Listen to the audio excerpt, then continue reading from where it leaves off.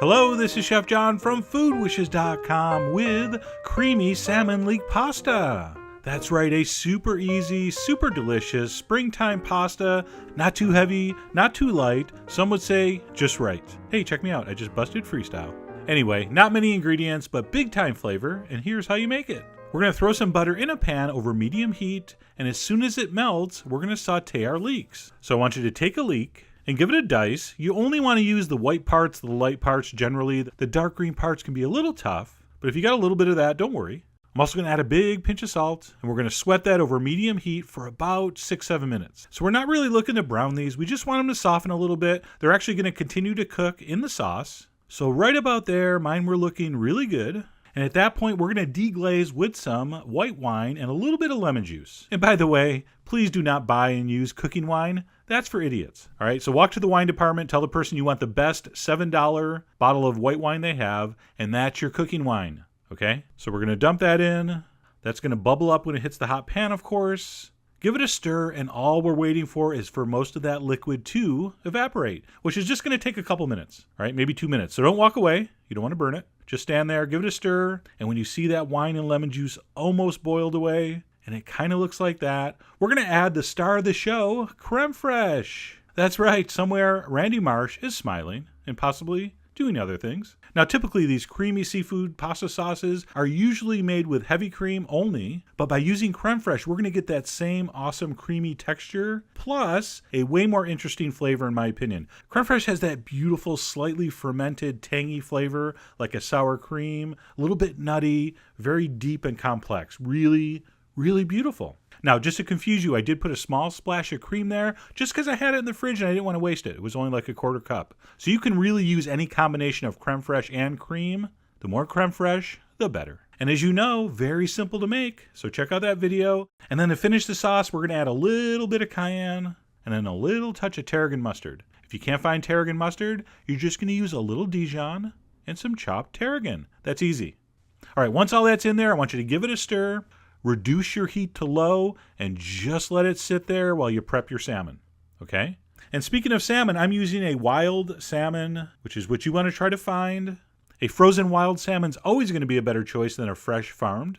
And we're just going to go ahead and make nice even slices, somewhere between like a 1/4 inch and a 1/2 inch. I know, 3/8. The shape really doesn't matter as long as they're all about the same thickness. We're going to walk back over to our sauce. We're going to lay that down on top of our sauce. Remember, this is just on low heat, so it should just be barely simmering. We're going to wait about 30 seconds, and we're going to start to kind of move it around a little. And what's going to happen here is as soon as the salmon starts to break up, see right now as you're moving it around, it's still together because the pieces are raw, and they still have that raw texture. But as the sauce warms up, the salmon's going to slowly and gently start to cook through. And right about here, you can see as I start to stir, the salmon just starts to want to fall apart. That is done. Stop, turn off the heat, and get ready to finish your pasta. To finish the sauce, I'm going to dump in a nice handful of fresh herbs. Cilantro in my case was fantastic. Italian parsley would be lovely. Tarragon, oh man, that would be so good. Thyme, yes. Chervil, absolutely. Can I stop naming herbs now? Yes, I can. So we're going to stir that in. Of course, you're going to taste and adjust your seasoning. You know that. I tell you every video. Now, of course, if you're smart, and since you're watching this channel, I assume that you are, you should, of course, already have your pasta boiling while you're making this simple sauce. So I cooked some spaghetti. For you children under 5, that is the same thing as spaghetti. So try to time your pasta to be finished the same time your sauce is. Looking good. And should I garnish with a little bit of extra cayenne? What do you think? And that was it. Creamy salmon leek pasta. So easy. So simple. And this is like a 1-2 punch of deliciousness. You have that creamy, awesome creme fraiche based sauce. All right, creme fraiche is naturally tangy, but then you have that little extra acidic hit from the white wine and the lemon, that earthy sweetness from the leeks. Just a really enjoyable sauce. And then that salmon, because we did not overcook it, we just gently heated it in the warm sauce. It's tender. It's just perfect. And for those of you people that are afraid to cook seafood because you're not sure if you're going to overcook it or undercook it, this is perfect. You really can't mess this up. Anyway, I hope you give that a try. Head over to foodwishes.com for all the ingredient amounts and more information as usual. And as always, enjoy.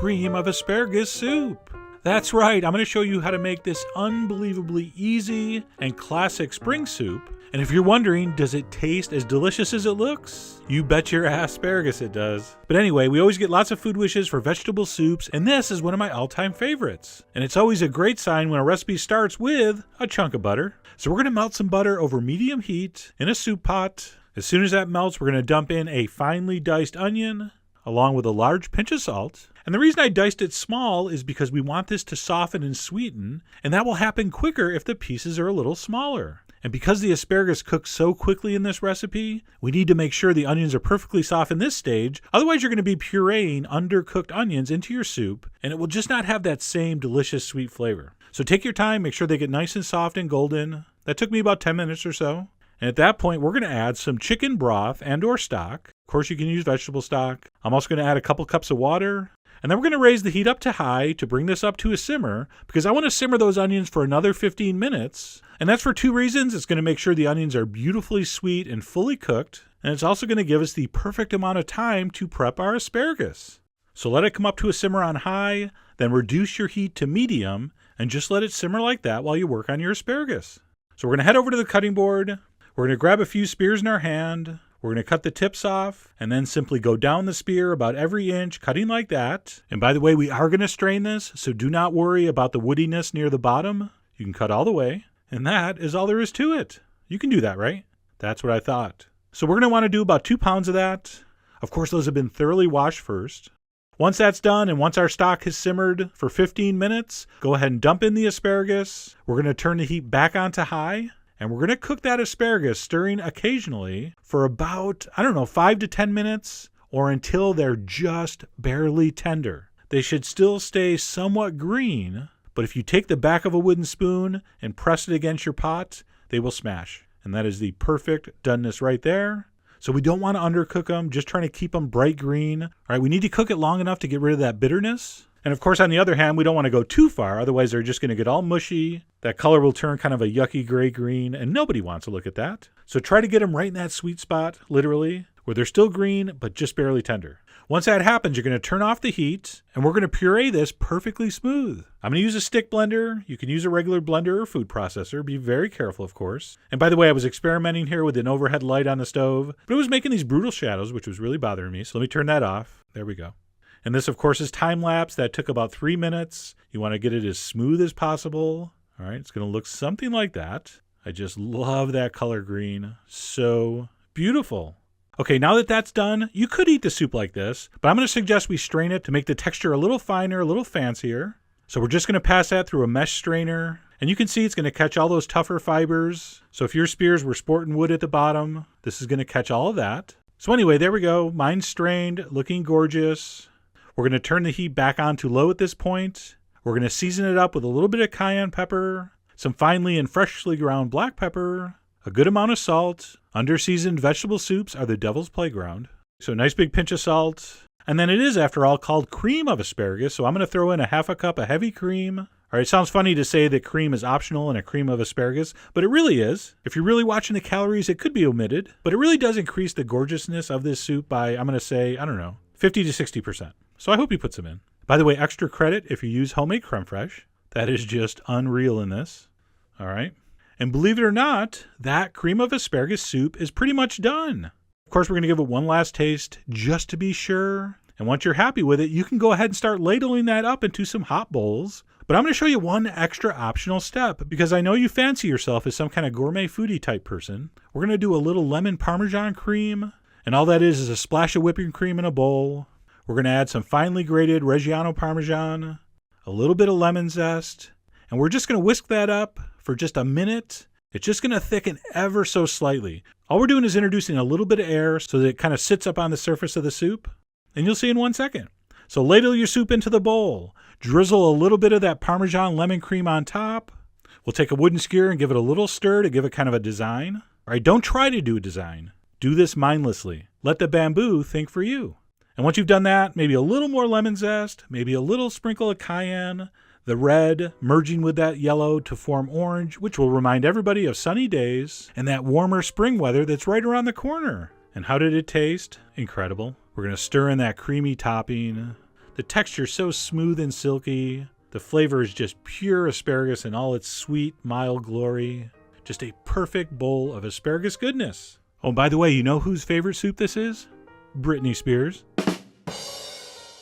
So anyway, like I said, I always get lots of food wishes for easy vegetable soups, and this certainly is one of the easiest and most delicious of all time.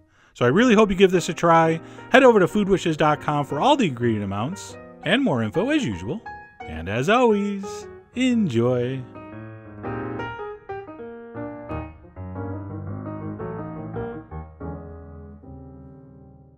Beer-Braised Lamb Shanks. That's right, we survived another winter.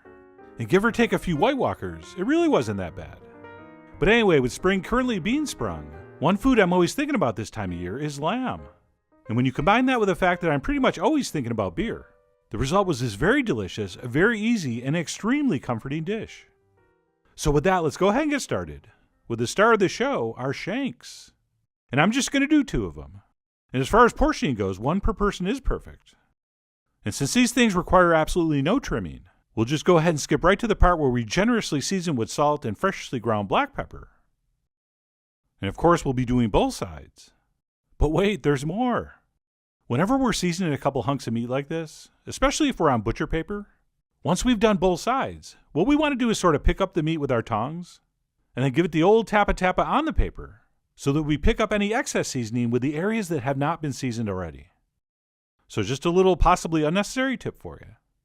But anyway, we'll go ahead and season those up, at which point we'll head to the stove where we're going to brown these up over medium-high heat in a little bit of olive oil and hopefully some kind of deep-sided pan or pot where our shanks just barely fit in a single layer.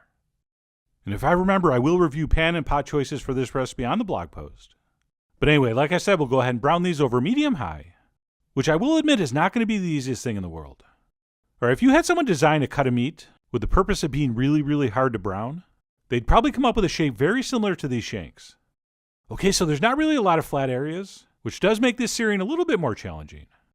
But don't worry, the good news is we don't have to really brown it that well.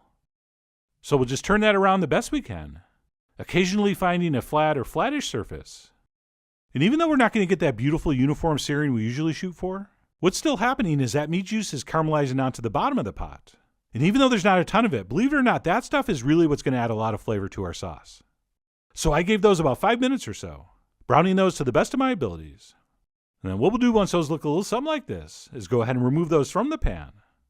And we'll go ahead and set those aside for a minute while we reduce our heat to medium. Because what we're going to do in this exact same pan is add some chopped up celery, carrots, and onions, along with some minced garlic, as well as the traditional giant pinch of salt. And what we'll do is cook this over medium stirring for a few minutes. And as you well know, that salt's going to draw out moisture from the vegetables, which is what's going to deglaze all that meaty goodness from the bottom of the pan. So we'll go ahead and saute that stuff for a couple minutes, at which point we'll add a couple teaspoons or so of tomato paste, which is not only going to add some important acidity to balance the richness of the meat, but it's also going to add to the overall gorgeousness of the finished sauce. So we'll go ahead and stir that in and cook that for another minute or so, at which point it's time for the other star of the show, one 12-ounce bottle of beer. And yes, it is very suspicious I'm transferring that in using a measuring cup. But anyway, we're going to need some beer, and I will review all the acceptable choices in the post. And then we'll also go ahead and toss in a couple sprigs of rosemary, and we'll give that a quick stir for no apparent reason. At which point we want to crank our heat up to high so that we can bring this mixture up to a simmer before carefully adding our lamb shanks back in. And for good luck, we'll give those a quick toss in what we will eventually call a sauce. And then once that's been accomplished, what we'll do is reduce our heat to low, cover these, and let them simmer gently until very, very tender, as tested by you and your trustworthy fork. And it's going to depend on the size, but it's probably going to take about 2.5 to 3 hours or so. And since we aren't cooking these with a ton of liquid, I do like to turn these over after about an hour. And don't even bother poking these with a fork at this point, as they are still going to be extremely hard and rubbery. So we'll go ahead and give those a flip, and then we'll recover and continue simmering on low until, like I said, these are completely tender and ready to eat. Except that's not exactly what I'm going to do. All right, my preferred method for these is to cook them 2 hours the first day, and then let them cool and refrigerate them, and then finish the cooking the next day. So these are what mine look like after simmering for 2 hours, and they were almost, but not quite tender yet. So what I'm going to do, like I said, is turn the heat off and let these cool down to room temp before transferring those into the fridge overnight. And besides breaking up the long cooking time, I also think this method is going to produce a superior texture and flavor. All right, you know how people are always saying, oh, this tastes good, but it tastes so much better the next day. So this time we're just going to do that on purpose. But there's actually another big advantage, which I will explain after showing you what this looks like after a night in the fridge. And that is by using this 2-day method, it's super easy to remove that fat off the top. All right, once cold, that stuff really firms up, which makes it fairly easy to lift off the top. And by the way, that gamey flavor people associate with lamb, a lot of that comes from the fat. So by removing this, it does make the dish a little more mild. Of course, having said that, this step is optional, so you decide. I mean, you are, after all, the pat boon of your fat spoon. But personally, I do recommend it. And then what we'll do once our surface is sans fat is head over to the stove and place this over low heat. And we will slowly bring that up to a simmer covered. At which point we will give those a flip. And then all we have to do is recover these and simply simmer them on low until completely tender. And what we're looking for is the point where this meat is just about to start falling off the bone. Okay, it's not falling off yet. But the fork is going to go in very easily. And with just a little bit of effort, we could, if we wanted to, pull that meat cleanly off the bone. Which is basically the condition mine we're in right here. And in case you're keeping score at home, that took me about 45 minutes to reheat and finish. And then what we'll want to do once our lamb is tender is go ahead and remove that from the pot. And then keep that warm while we raise our heat to high and reduce our sauce, which is only going to take a few minutes. So we'll go ahead and crank that up and reduce it by about, half maybe. And you'll see, even though we didn't add any starch, thanks to that sticky gelatinous goodness from the meat and a little bit of broken up vegetable, by the time this is reduced by about half, it should have some nice body to it. And I should mention, because lamb shank is really a succulent, rich dish, I don't think it really works as well with a thick gravy-like sauce. All right, I think something of this viscosity works much better. So I'm going to reduce mine until it looks a little something like this. And that's it. Once reduced, we'll go ahead and taste that for seasoning. And I decided to add a little pinch of salt and a shake or two of cayenne.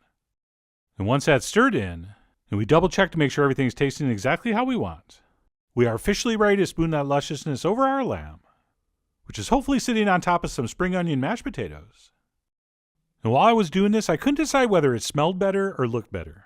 So I had no choice but to declare that a tie. And then for a final touch, I decided to finish up with a few more slices of our spring onions, also known as green onions and scallions. And that's it, our beer-braised lamb shanks are ready to enjoy. And don't let the knife fool you. All right, just using a fork, that meat should come off the bone very easily. And that, my friends, was an amazing bite of food. As I mentioned, lamb shank is very rich, very succulent, are just loaded with all kinds of sticky goodness. And like all shanks, no matter what animal we're talking about, it has sort of an underlying sweetness to it, which along with the aromatic sweetness of the vegetables, pairs perfectly with that subtle bitterness of the beer. So if you'll pardon the expression, I really do love the flavor profile here. And I know it does kind of look like a massive portion, but that bone and joint are pretty big. So I find the amount of meat you get off one of these the perfect size portion for one adult human. Oh, and speaking of bone, in case you're wondering, yes, it is completely acceptable to pick this up and eat it Renaissance fair style, like one of those ye old turkey legs. Just be careful not to drip it on ye old shirt. But anyway, that's it. My take on beer-braised lamb shanks. So comforting, so delicious, and absolutely amazing paired with these spring onion potatoes, which I really should give you the recipe for someday. Actually, you know what? I'll give it to you now. It's just regular mashed potatoes with a handful of green onions stirred in. But regardless of what you serve this in or on, I really do hope you give it a try soon. So head over to foodwishes.com for all the ingredient amounts and more info as usual. And as always, enjoy.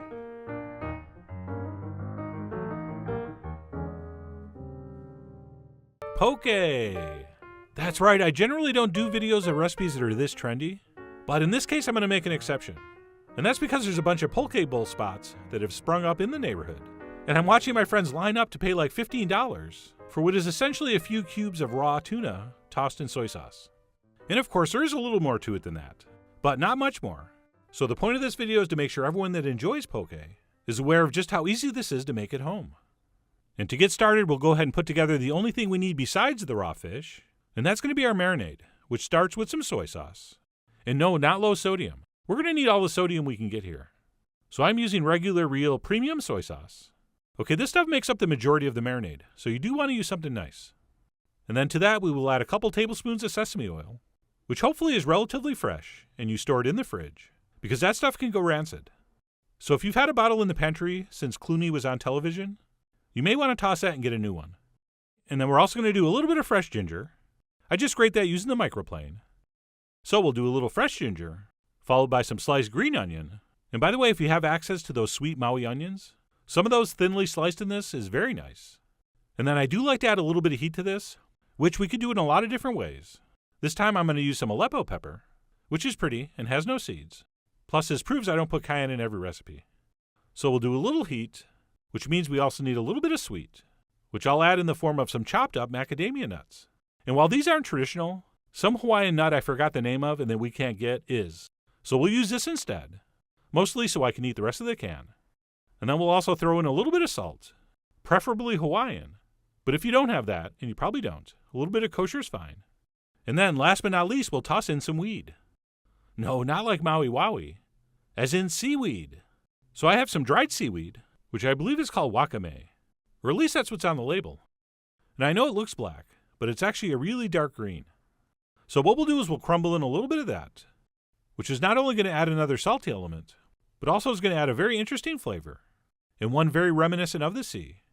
And then once that's all together, we'll just take a whisk and give it a quick mix, and that is it for our marinade. And I should mention, a lot of people will just cut up their tuna and just add all this stuff right into the bowl, but I really do prefer to mix this up first. That way it can sit with all those ingredients kind of mingling together while we cut our fish. So we'll go ahead and combine those ingredients and simply set that aside while we prep our tuna. And for this, we're going to want to use a pound of the freshest tuna you can find. So if you only remember one thing from this video, let it be this. Unless you can find very high quality sushi grade tuna, don't make this. This really only works with beautiful, impeccably fresh fish. So what I have here is a couple beautiful ahi tuna steaks. And what we'll do to prep this stuff is basically cube it up into as even pieces as possible. So what I like to do is make some nice thick slices across like this. And then once I have those in slices, what I'll do is cut those in half to make thick strips. And then we'll simply turn those and cut them across the other way to make nice, neat, hopefully evenly sized cubes. And I generally shoot for something that's between a ½ inch and an inch. But the exact size is not the most important thing. That you pick a size and stick with it is. And why that's important is so this all marinates at the same rate. Oh, and by the way, if you're admiring that knife and you want to know the brand so you can get one, sorry, but you can't. That was Michelle's great-grandfather's, so I have no idea where it came from. Although I tell people he won it in a poker game on the Barbary Coast. But anyway, we're going to go ahead and cube up our tuna, at which point we can go ahead and transfer that into a mixing bowl. And we will pour over our marinade, and then we'll take a spatula and mix that very thoroughly. And while I'm mixing this together, let me explain the 3 approaches to serving this. Okay, the first would be to just toss this and serve it immediately. Or what we're going to do, we'll mix this, wrap it up, and let it sit in the fridge for an hour or 2. That seems to be the most popular approach. Or third, some people wrap this up and they leave it in the fridge overnight or even up to 2 days, which personally I think is crazy. I mean, I want poke now, but how the heck am I going to know if I want it 2 days from now? A lot of things can happen in a couple days. So exactly how long you decide to marinate this is going to be up to you. You are, after all, the boss of making sure your poke is okay. But as I mentioned, I'm going to go with the most popular approach, which would be to mix, wrap, and pop this in the fridge for a couple hours. At which point, if everything's gone according to plan, it should look something like this. And basically what's happened here is that salt from the soy sauce has sort of cured those pieces of tuna, which is why they have that gorgeous shimmering sort of translucent look to them. And once we've given that a mix with a spatula, we're basically ready to serve, except of course we have to taste for seasoning. And make sure it doesn't need any more salt or heat or possibly acid. Because I'm sure a few of you were wondering, doesn't this need a little acidity? Well, that depends on who you ask. I do enjoy a little bit of rice vinegar and or lemon juice when I eat this, but I never include those ingredients in the marinade because I really think it affects the appearance adversely. All right, we're not doing a ceviche here. So I will expand on this point in the blog post, but to summarize, if you do want to include some rice vinegar or lemon juice or lime juice or whatever, apply that right before you're going to eat. But anyway, assuming our poke is seasoned correctly, we will go ahead and serve that up. And my favorite way to do one of these bowls would be on top of some sushi rice, along with some kind of cold seasonal vegetables. So today I had some beautiful heirloom cherry tomatoes, which I turned into a salad with a few soybeans, So I'll scatter some of that around. Other popular choices would be some thinly sliced onions, or maybe some cucumber or sweet pepper, and or some fresh herbs like cilantro. So really this is the kind of thing you should make different every time, based on what's in season and what you have around. And once our veggies are down, we'll go ahead and top our sushi rice with our poke. And while I do enjoy it on the sushi rice, you can also serve this on cold noodles, as well as a salad, of course. Or what's also really good is serve it as an appetizer with fried wonton chips. In fact, now that I think about that, that might be my favorite way. But anyway, we're going to pile up that poke, and then I'm going to go ahead and finish that up with a little more green onion, as well as some toasted sesame seeds. And that's it, my poke bowl is done. And looking very enticing. I mean, if that doesn't look like the perfect summer lunch, I don't know what does. And before I tear into this, let me mention I am going to show you how to make that sushi rice. So stay tuned for that. But for now, let's stay in the moment and give this a taste, as I show off my chopstick game, which is pretty tight. Come on. There we go. And this really did come out great. It had a beautiful texture with just the right amount of saltiness. And of course we have that little touch of heat, plus that little bit of sweet from the macadamia, not to mention that little something from the seaweed. And I'm not saying it's better, but I am saying it's at least as good as the poke restaurant around the corner. But anyway, that's it, how to make poke, or at least how I do it. Is there's just so many different things you could add to the marinade as well as the garnish. Alright, when it comes to things like poke, there's basically two ways you can do it. The way you like it, and the wrong way. So with that, I really do hope you give this a try soon. Head over to foodwishes.com for all the ingredient amounts and more info as usual. And as always, enjoy.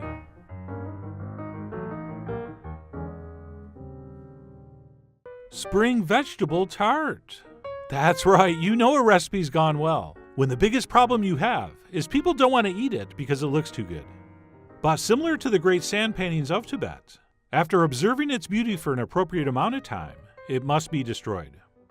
Oh, and the second most common comment from your guests will be, wow, that looks hard to make. Which, by the way, it is most certainly not. So with that, let's go ahead and get started. And for this, we're going to need 2 sheets of still frozen puff pastry, one of which we will place down on a baking sheet with the parchment paper still underneath. And then once that's set, we will take the other sheet and remove the parchment from the top, at which point we'll place a plate right down in the center. And then what we'll do is take a sharp knife and use that plate as a guide so we can cut a nice ring all the way around the outside. Around the outside, around the outside. And ideally, we're going to pick a plate that will give us about 1 inch to 1.5 inches wide ring. And as usual, we always want to work with puff pastry while it's still very cold and very firm. And by the way, because the plate was warm and the pastry was cold, it actually created a vacuum, which is why it took me a second to remove it. Come on, you gotta love physics. But anyway, once that's cut, we'll go back to our pan piece, and we'll go ahead and paint on an egg wash. And in case you don't know, an egg wash is just 1 large egg that we beat with like a teaspoon of water. Okay, so we'll go ahead and brush that on, at which point we will very carefully remove that ring we just cut, and we will place that on top as shown, making sure we line that up with the edges as best we can. And then once that's been accomplished, we will brush the entire thing with egg wash. Oh, and by the way, I'm using round puff pastry in a round pan, but you can do this exact same technique with a rectangular piece of dough in a regular rectangular baking pan just as well. And then once that's set, we have one more thing to do before this goes in the oven, and that would be to poke our bottom crust all over with a fork, which, by the way, in the business is referred to as docking. Okay, we also would have accepted pricking. And please note, we're only doing the bottom dough and not the ring. Okay, we want that dough around the outside to puff up, but not our dough on the bottom. So by poking this all over before it bakes, that will inhibit that puff pastry from rising. And then what we'll do once that dough's been properly forked is go ahead and transfer that into the center of a 400-degree oven for about 12 to 15 minutes, or until it's lightly golden brown.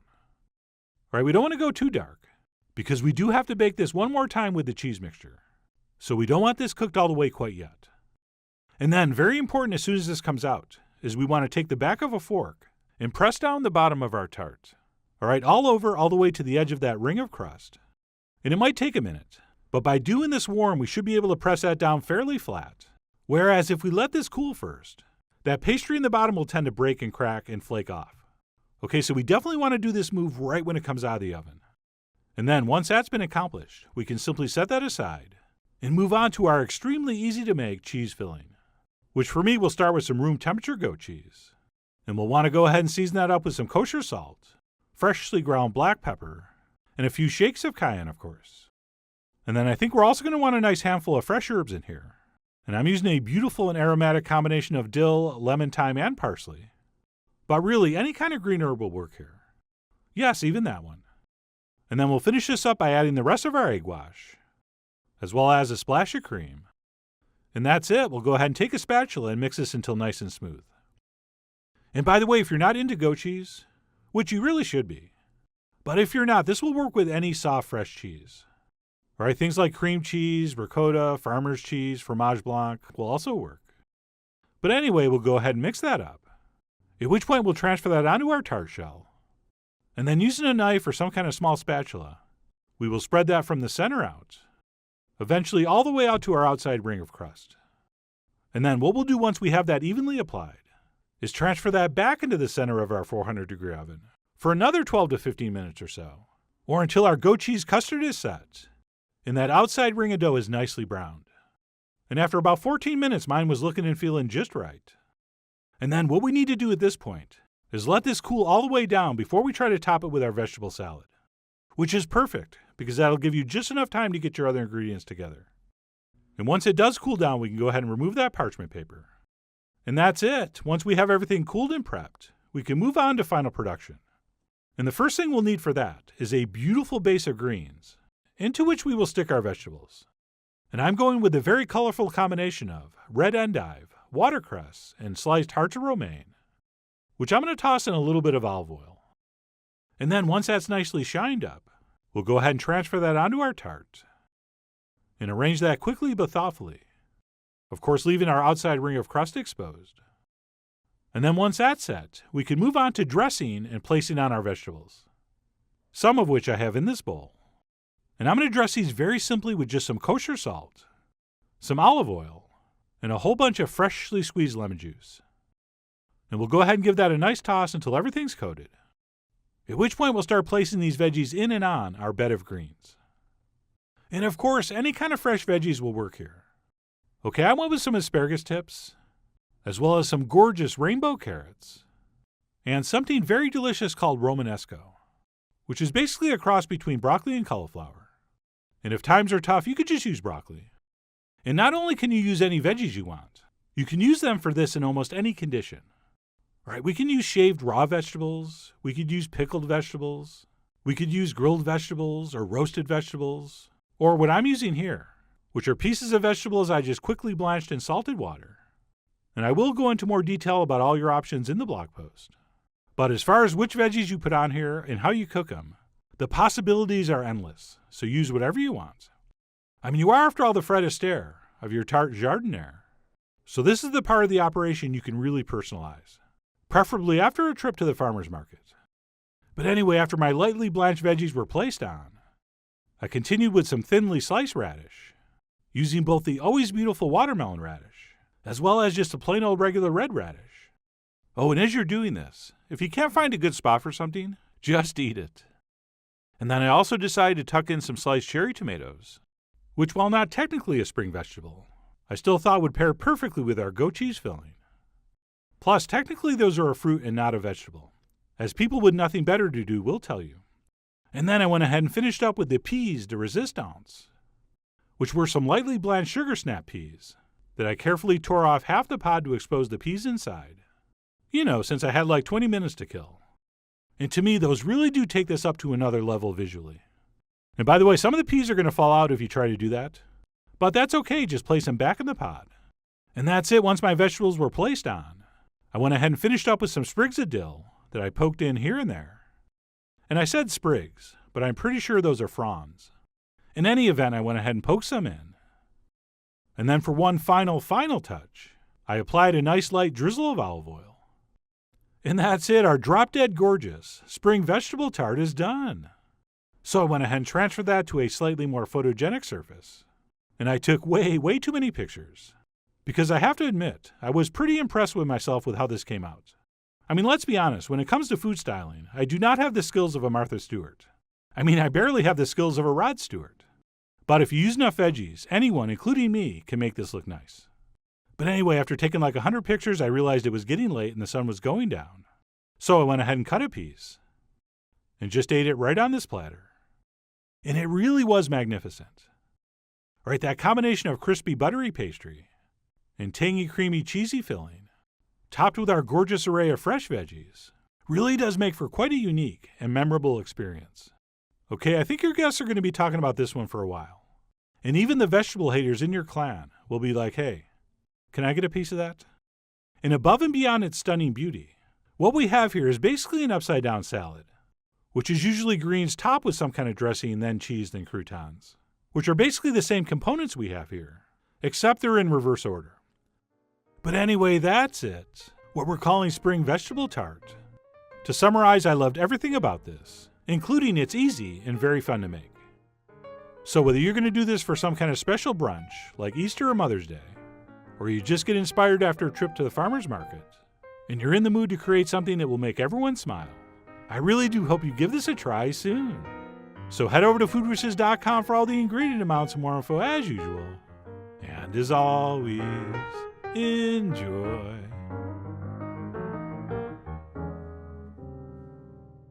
Asparagus patties.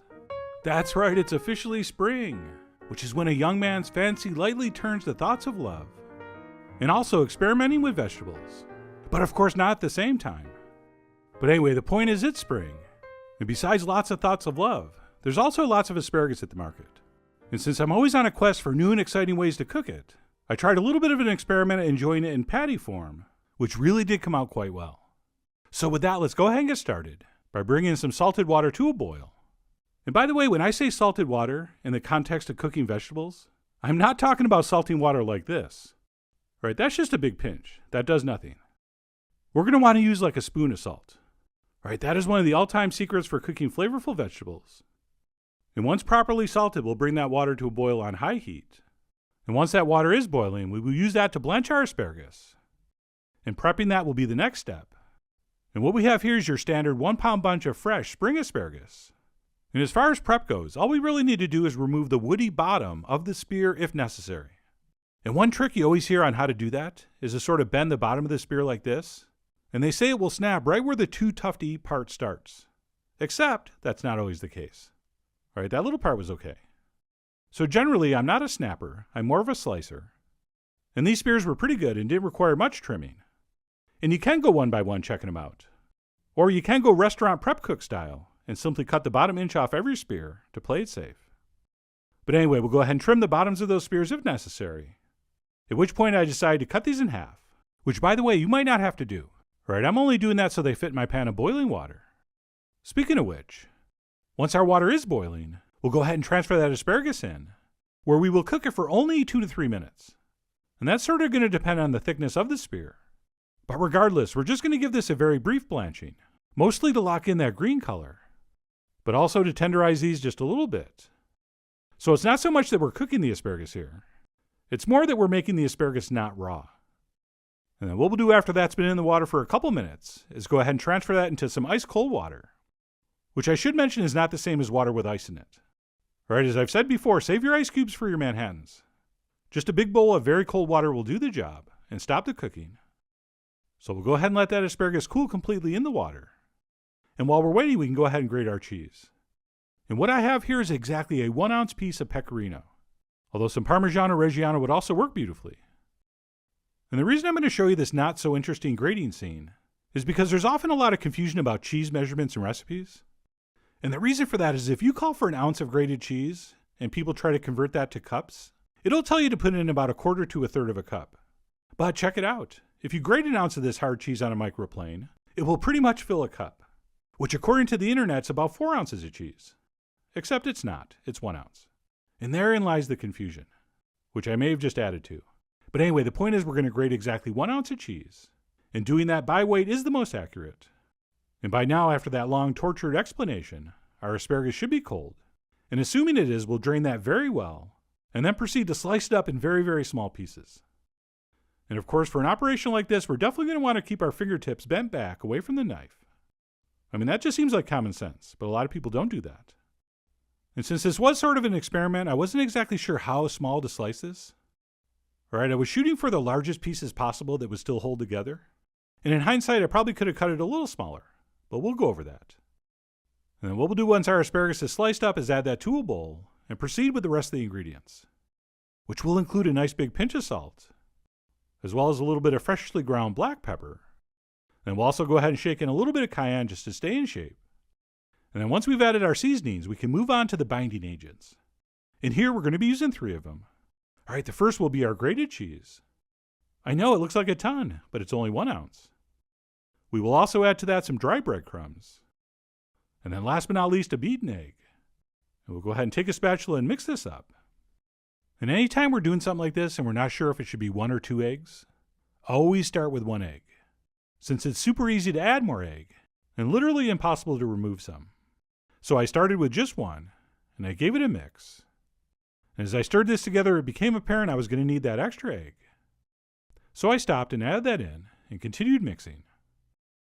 And my overall game plan here was to have the maximum amount of asparagus possible, with just enough binder to keep those patties together so they didn't fall apart in the pan. But clearly 1 egg wasn't going to be enough. And as you can see, after stirring that second egg in, the mixture looked a lot better and much more pattyable. And then what we'll do once that's set is grab some to help portion these, either some kind of spoon or one of these scoops, which I really like for portioning things evenly. And we'll go ahead and head over to the stove, where we're going to cook these in a little bit of olive oil over medium heat. And once I had that mixture placed in, I took a fork and kind of flattened it out a little bit, since that just seemed like a smart thing to do. And we're going to want to cook these for about 4 minutes aside, or until nicely browned and cooked through. And I have to admit, after about 4 minutes when I went to turn these, I was pretty sure they were going to totally crumble apart. But much to my surprise and delight, they actually held together quite nicely. And I just used the spatula to bring any rogue pieces back into the collective. And that's it. We'll give that side about 4 minutes. At which point they looked done, and sort of felt done, and that the inside didn't feel raw and mushy. So I figured it was time to get these out of the pan and onto a plate. And yes, 1 piece of asparagus did fall out. But let's not speak of that. Instead, let's go ahead and garnish this with a nice spoon of lemon aioli. And we will finish up with some lemon zest.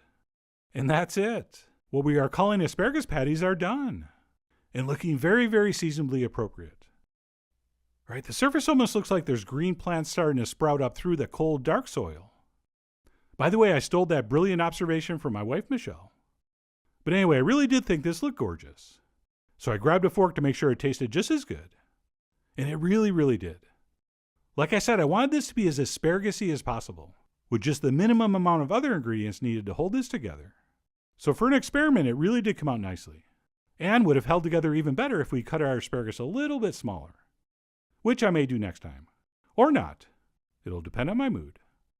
And while this was absolutely delicious with that lemon aioli, these would probably be really good with other sauces like a hollandaise maybe. Or how about a remoulade?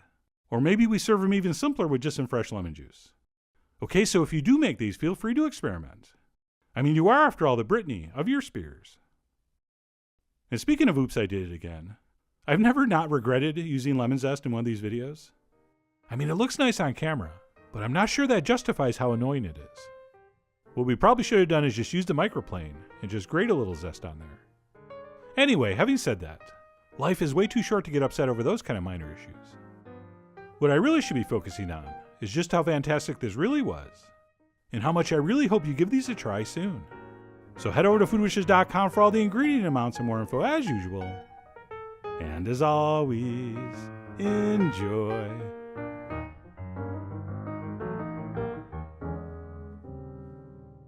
Peanut curry chicken. That's right, it's peanut butter curry time. And what this video lacks in dancing pixelated bananas, it's going to more than make up for in everything else. And by the way, I should mention before we proceed that this isn't based on any specific recipe from any specific country or culture, but more of a composite of peanut curries I've seen from many different places, and was actually inspired by a conversation I overheard. But I'll go into that fascinating tale on the blog post. For now, let's go ahead and get started with the spice blend. So in a bowl, we're going to start with some kosher salt, and to that we're going to add some ground coriander, as well as some ground cumin, or cumin, if you prefer. I'm also going to toss in a spoon of paprika. I'm using a mild one, but you could use a hot one. And then we're also going to do some turmeric, a spice that I used to hate, but I evolved, and now I like it. And then last but not least, we will add our old friend cayenne, And that's going to be it for our peanut curry spice blend. So we'll give that a mix with our freakishly small wooden spoon. And then once this is mixed up, we're going to use it in 2 different ways. We'll use half of it to coat our chicken pieces before we sear them, and then we'll reserve half to add to the actual curry itself. So we can set that aside for now and move on to the aforementioned chicken. And for this, I'm going to be using boneless, skinless chicken thighs, which have been cut up into some fairly large chunks. We'll call them 2-inch pieces, although to be honest, some are 1.5 inches and some are 2.5 inches. The good news is it doesn't matter. And then, like I said, we'll add half of our spice mix to the chicken, and we will stir that in until it's evenly distributed. And as I always like to warn you, chicken thighs are famous for their nooks and crannies. So take your time and do a thorough job. And once our chicken chunks have been coated with our curry spice, we have a couple options. We could wrap and refrigerate this for a few hours, up to overnight, to let that chicken really absorb those spices. Or you cannot do that and just start the recipe immediately, which is what I'm going to do because I'm starving. It's been over 2 hours since I had a meal. So what I'm going to do is head over to the stove, where we're going to brown these chunks of chicken in some vegetable oil over high heat. And because we do want to get a nice sear on these, I do recommend doing them in 2 batches. So I added in roughly half my chicken, and we'll brown that for a couple minutes on both sides. And not only is that going to give that meat a little extra color and flavor, but we're also toasting those spices, which is going to give them a little deeper and a little more intense flavor. And as those finish browning, we'll go ahead and transfer those into a bowl. So I browned up the first half, and then did the exact same thing with the second half. And once all our chicken pieces have been browned, what we'll do is we'll turn our heat down to medium, and in that same pot, in what is now a very flavorful oil, we will dump in 1 chopped onion, and we will cook that for about 5 minutes or so, or until the onions start to turn translucent and get a little bit golden. So we don't need to go too far, but we do want to get a little bit of color on them, and they should sort of kind of look something like this. And once that's happened, we'll go ahead and dump in some minced garlic, as well as some finely grated ginger. And we will stir that in, and we're still on medium heat, by the way, and we'll cook that garlic and ginger for about a minute, at which point we can dump in the rest of our reserve spice blend, and we will stir that in and cook that for about a minute. And I generally don't like when chefs on TV tell me they wish I could smell what they're smelling. I find that a little disconcerting, but that's exactly what I was thinking here. This smells so good at this point. But anyway, like I said, we'll cook that stirring for about a minute, at which point we can introduce our chicken broth. And sure, you could use water, but I don't want you to. It's not as good. In fact, forget I said that. Don't use water. Use chicken broth. And then we can, at this point, add our chicken back in, along with, of course, any accumulated juices. And then we're going to need a little bit of tomato product. And I'm going to use ketchup. And of course, I can hear some of you now. There you go, another American chef dumbing down a curry recipe by adding ketchup. Well, that is certainly not the case. In fact, I'm smartening it up a little bit. Because of the aromatic spices in ketchup, as well as the sweetness in the vinegar, it is the absolute perfect choice for a curry. So there. And then it's time for one of the key ingredients, the peanut butter. So I'm going to go ahead and add in about 3/4 cup of smooth peanut butter. And I'm using one of those all-natural pure peanut butters, which contains no sugar. And by the way, if you're wondering where to get all-natural sugar-free peanut butter, just stop the next person you see wearing leather sandals and ask them where they buy theirs. Oh, they'll know. And because mine did not contain any sugar, I'm going to add a spoon at this point, which, if you're using supermarket peanut butter, you probably won't need. And that is something I'm going to talk about on the blog post. But anyway, we'll go ahead and give that a stir. And then what we want to do is raise our heat to high until this starts to simmer. And then, as usual, we will adjust our heat down to, low to medium low to maintain a gentle but fairly steady simmer. And we will let that simmer, stirring occasionally, for 30 minutes. Which is going to give us plenty of time to get our veggies together. And what I'll be adding is some of these silver zucchini, which I find very beautiful. And then I'm also going to do 2 kinds of pepper, some sweet red pepper, as well as some green poblano pepper. And then because this is a peanut curry after all, we'll also toss in some whole roasted peanuts. So that is what I'll be using. And at this point we can head back over to the stove, where our peanut curry has now been simmering for 30 minutes. You can see here it's turned into one of the most beautiful colors ever. And of course, thanks to the sensation that is evaporation, your mixture will have thickened up a little bit. And we can, at this point, go ahead and dump in whatever vegetables we're going to use. And we'll stir those in.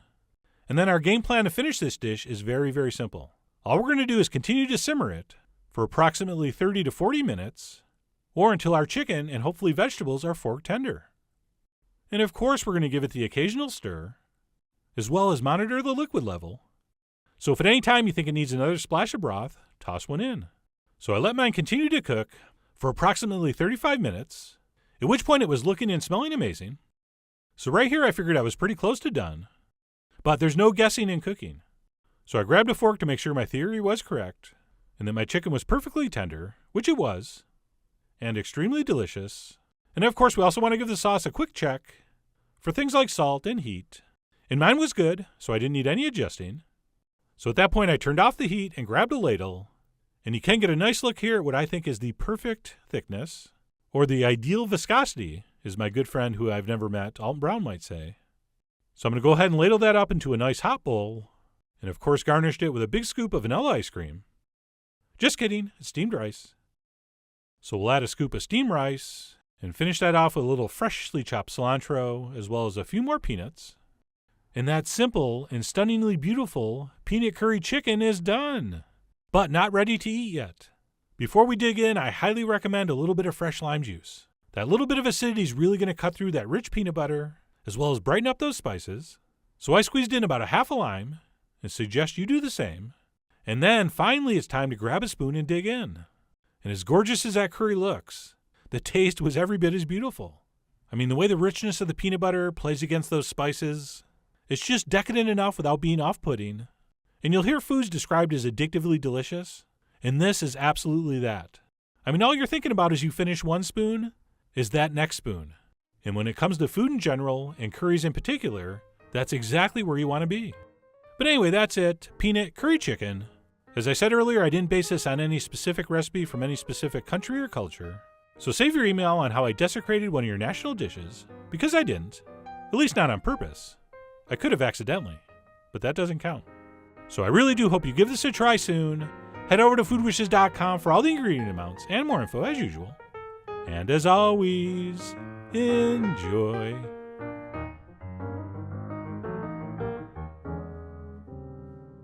Spring lamb sliders. That's right, we're calling this video Spring Lamb Sliders because that's eventually what we're going to do with the meat we cook. But what this video is really about is how to cook a lamb shoulder, which is one of my favorite cuts, and I believe generally preferable to the more popular leg of lamb, which tends to be more expensive and not as user-friendly. You remember the time you bought that expensive leg lamb and then overcooked it, and your guests lied and said they liked it, but you could see it in their eye. So if you've had that experience, pay attention, because I think this is a great and very delicious alternative. So let's go ahead and get started with the aforementioned lamb shoulder. And I have about a 3.5 pound roast here, bone in. In fact, really bone in. We got all kinds of bones here. We got an arm bone, we got a shoulder blade, we got ribs. Heck, we even have some vertebrae. But don't worry, there's also tons of meat. An amazing succulent meat at that. And what we want to do first is season this up very generously with some kosher salt and freshly ground black pepper. Both sides, of course, and any exposed surfaces. And by the way, to answer a viewer email, yes, after I turn the camera off on these seasoning shots, I always go back over and season the spots I missed. So thanks for asking. So we will thoughtfully season both sides with salt and pepper, at which point we're going to head over to the stove and brown this over high heat in a Dutch oven and a little bit of vegetable oil.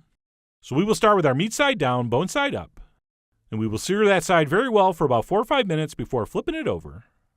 And right here you can get a pretty good look at what we're going for. So a beautiful golden brown crust. And as you can see, that side's going to sear pretty nicely because of the fat, and more importantly, it's a flat surface. But that bone side, not so much.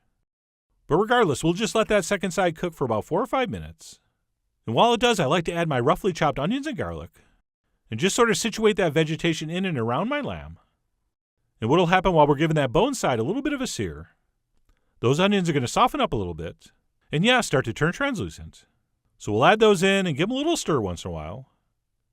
And at this point, we can go ahead and add the rest of the ingredients, which, because lamb shoulder is so flavorful, is only a couple things. So we will add some chicken broth or stock, or I guess water, if times are tough. And then because I'm going for a little bit of a sweet and sour thing here, I'm going to go ahead and add in some apple cider vinegar, as well as some honey. And I'll be using a light amber honey this time, which you may remember from such videos as Toroni. And then besides the honey, I'm going to finish this up with a little bit of red chili flake. You know I like a little bit of heat with my sweet. And then we'll just make sure all that stuff's mixed together. So I stirred that together using my lamb roast as like a giant meat spatula, which while awkward looking, works surprisingly well. And then what we'll do once that's all mixed and please pay attention because this is very complicated. We're going to pop on the lid and put this in the center of a 325-degree oven for approximately 3 hours or until the meat's fork tender. That's it. I'm not kidding. It's that easy. And about 3 hours later, if everything's gone according to plan, your lamb shoulder should look something like this. And I did say fork tender, but I could have said blade tender. Because if you could tug at that shoulder blade and it comes out clean like this, you know your meat is done. But because I did say fork tender, let's give it the old poka, just for an extra visual. And as you can see, that meat is ready to eat. So at this point, if you are going to use this for sliders, and you certainly don't have to, but if you are, we're going to want to do a couple things. We're going to want to spoon off any excess fat, which a lamb shoulder is going to produce a fair amount of. And of course, we're also going to have to pull the meat apart and add it back to those pan drippings. And it's totally cool if you do this while it's warm, but I didn't and usually don't. I like to do this the day before and let it chill overnight, and pull it out the next day and work with it while it's cold. And one advantage to this is you can easily kind of flake that fat off the top, which does make it kind of easy to remove. But also, I think it's just easier breaking up the meat when it's cold. But anyway, no matter whether you're working with this warm or cold the next day, what we will do is break that up into a saucepan, of course removing all those bones and or other inedible parts. And then what we'll do is we'll place that meat on the stove and put it on medium heat, and we will add those amazingly flavorful pan drippings back in. And I do the extra step of heating it and straining it in. Every once in a while you might get a little fragment of bone that will fall off and you'll miss it picking the meat, or a giant bone like that one. And then once we have our pick meat and associated juices in that saucepan, we will simply heat that through over a medium flame. And other than adding a little bit of fresh mint and adjusting the seasonings, that's pretty much it. So we will give that an occasional stir while it heats up. And once it comes back to temperature and starts simmering, I'm going to finish this off with a nice big pinch of freshly sliced mint leaves, or as your food blogger friend might call it, chiffonade of mint. So we'll stir that in, and I think we're done. Although we better taste for seasoning. And don't be surprised if it needs a little more salt. And then once that is seasoned to our liking, we can go ahead and serve that up. In my case, on a slider roll that I toasted in some olive oil. And we will pile that glorious meat up nice and high. Don't worry if it's overflowing, that's fine. It's all right if a little bit falls out. Unless you have to take pictures. So I will have to clean that up between shots, which I did.